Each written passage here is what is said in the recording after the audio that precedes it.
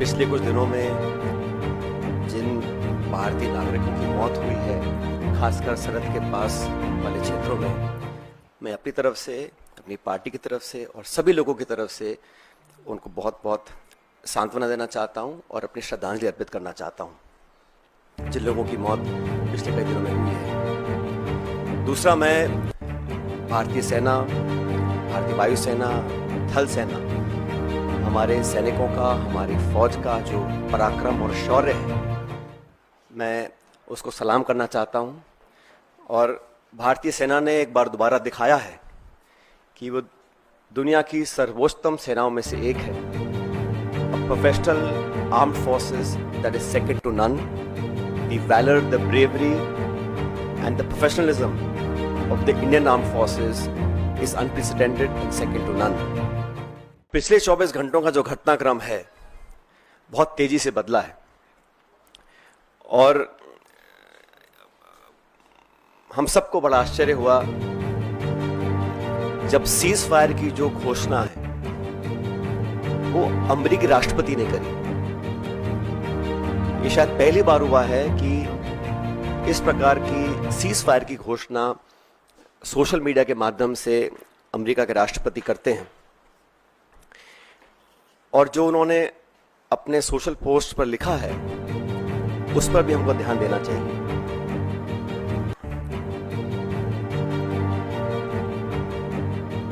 भारत और पाकिस्तान के बीच जो मसला है उसका अंतर्राष्ट्रीयकरण करने का जो एक ये नया कदम हम लोगों ने देखा है, ये बहुत आश्चर्यजनक है। और कांग्रेस पार्टी बहुत लंबे समय से इस मांग को करती आई है कि हम लोगों को पार्लियामेंट का एक विशेष सत्र बुलाना चाहिए।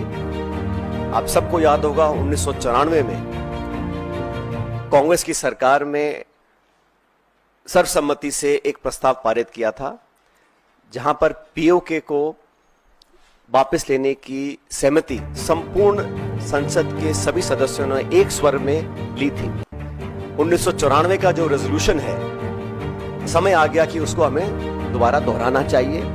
और इस पूरे प्रकरण में पहलगांव के आतंकी हमले के बाद देश में शायद पहली बार अनप्रेसिडेंटेड और एक तरफा समर्थन भारत सरकार को सब पक्षों से मिला। सभी दल, सभी विचारधारा, 140 करोड़ लोग भारत सरकार के साथ खड़े रहे और हमने साफ कहा था कि पहलगाम में जो आक्रमण हुआ है वो भारत की आत्मा पे आक्रमण है और इसका मुंह तोड़ जवाब देना अति आवश्यक है। सेना ने जो कदम उठाए उस पर हम सबको बड़ा गर्व है और जो आतंकी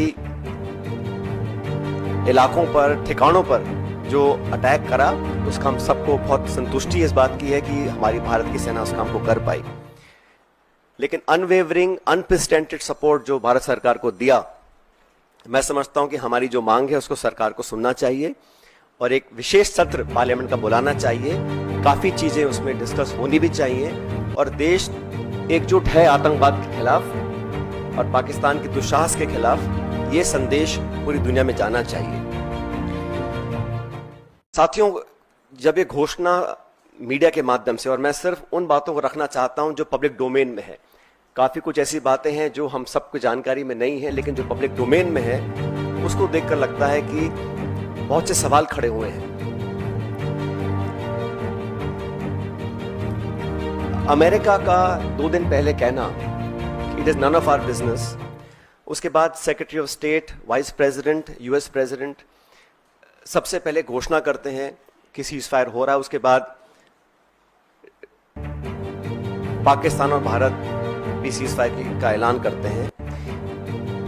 ये जो मीडिएशन है इसको क्या भारत सरकार ने एक्सेप्ट किया है और किन कंडीशंस पे इस प्रकार की घोषणा अमेरिका ने करी है, ये बहुत बड़ा सवाल है। उसमें कश्मीर का जिक्र किया गया है।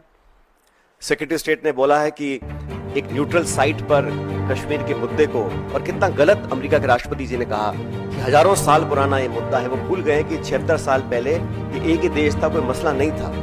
लेकिन उन्होंने कश्मीर के मुद्दे को उठाया और मुझे लगता है कि ये इंडिया पाकिस्तान को हाइफनेट करने की दोबारा कोशिश की गई है। आईएमएफ का बेल आउट करना, पहले भी बैक चैनल डिस्कशंस होते होंगे, डिप्लोमेसी का अपना एक रोल है दुनिया के हर कोने में, लेकिन इस प्रकार वॉशिंगटन से सीज फायर की अगर घोषणा होती है तो कई सवाल खड़े करता है। भारतीय थल सेना के पूर्व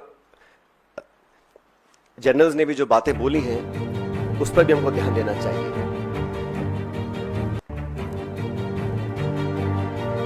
मैं मानता हूं कि सीज फायर की घोषणा के बाद जो कल बॉर्डर पर लगातार वायलेशंस हुए, गोले दागे गए, ये उस विश्वसनीयता को खत्म करता है। अगर सीज फायर हुआ है, अनाउंस हुआ है, दोनों पक्षों ने, डीजीएमओज ने बात कर सीज फायर की घोषणा करी है, उसके तुरंत बाद रात भर जो खबरें हमें देखने को मिली हैं उसमें निरंतर वायलेशंस हुए हैं सीज फायर के। इसलिए मैं मानता हूं कि हम लोगों को एक ऑल पार्टी मीटिंग बुलानी चाहिए भारत सरकार को, और जो पिछली 2 मीटिंग्स में नहीं हुआ वो इस बार करना चाहिए।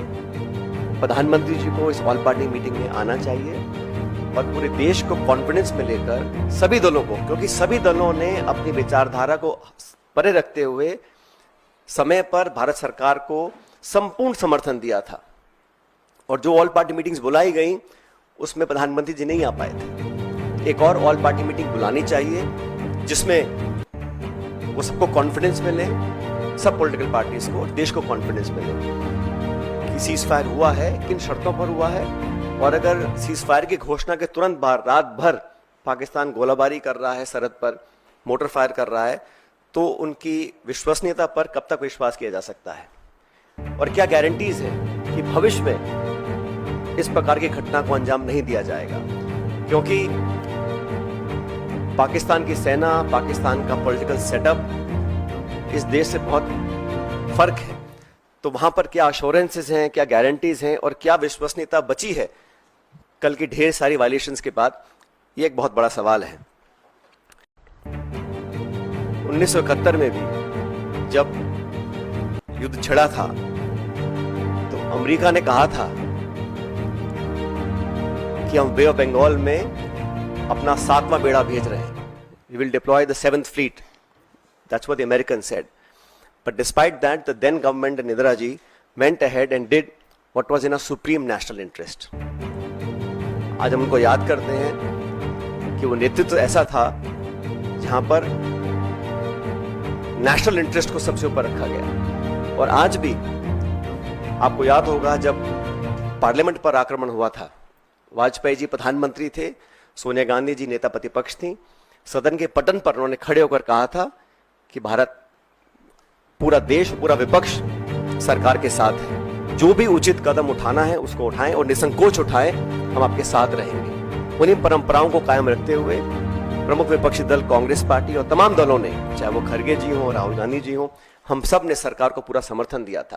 लेकिन इस प्रकार जो सीज फायर की घोषणा अमेरिकी राष्ट्रपति करते हैं, कुछ घंटे के बाद उसको वेरीफाई पाकिस्तान और इंडिया करते हैं, तो कहीं ना कहीं इस कश्मीर मुद्दे पर भी जो स्टेटमेंट्स आए अमेरिका की तरफ से, उस पर सरकार को अपना पक्ष रखना चाहिए, क्योंकि ये बायलैटरल इशू है। इसका अंतर्राष्ट्रीयकरण करने की जो कोशिश की जा रही है इस पूरे प्रकरण के माध्यम से, मैं इसको ठीक नहीं समझता हूं। एक विशेष सत्र पार्लियामेंट का बुलाना चाहिए और कम से कम 1994 का जो रेजोल्यूशन था उसको दोबारा अडॉप्ट करें और देश के सामने स्पष्ट तरीके से कहा जाए कि no third party involvement will be accepted. It is a bilateral issue and it is India's and Pakistan issue and no country including America should have a space to intervene in a bilateral issue. अब तक हमारे पिछले कई दशकों की जो foreign policy थी, जो स्टेटेड पॉलिसी थी, वो बड़ी स्पष्ट थी। उसमें कहीं मीडिएशन का, नेगोशिएशंस का, थर्ड पार्टी इन्वॉल्वमेंट का कोई स्कोप ही नहीं था, चाहे कोई प्रधानमंत्री हो, कोई सरकार हो। लेकिन जो अमेरिका का स्टेटमेंट आया है उस पर इन सारी चीजों के ऊपर एक सवाल उठना लाजमी बनता है। इसलिए मैं इतना ही अपील करूंगा कि ऑल पार्टी मीटिंग सरकार को बुलानी चाहिए तुरंत प्रभाव से। और हमारे सैनिकों ने पिछले दिनों में जो कर दिखाया है, मुझे लगता है कि उस पर हम सबको बड़ा फक्र है, बड़ा नाज है। और हमारी सेनाओं का जो बल, जो ताकत, जो शौर्य, जो वीरता, जो कार्यकुशलता, जो प्रिसिशन, जिस जाबाजी से उन्होंने मजा चखाने का काम किया है पाकिस्तान को, उन सब पर हमको बड़ा नाज है, बड़ा फक्र है। Thank you.